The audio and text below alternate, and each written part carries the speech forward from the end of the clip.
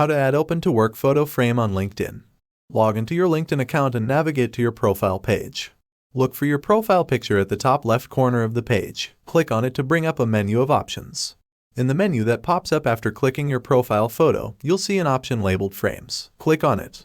Scroll through the available frames until you spot the one labeled #OpenToWork. Once you've found the #OpenToWork frame, click on it. This will bring up a preview of how it will look on your profile picture. If you're happy with it, click the Apply button.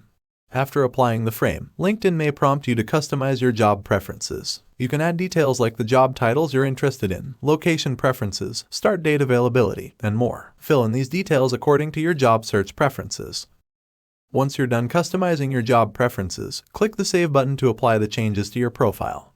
And there you have it. You've just learned how to add the Open to Work photo frame on LinkedIn. By following these simple steps, you're signaling to recruiters that you're ready for new opportunities. Remember to keep your profile updated and stay engaged with your network. Thanks for watching, and best of luck with your job search.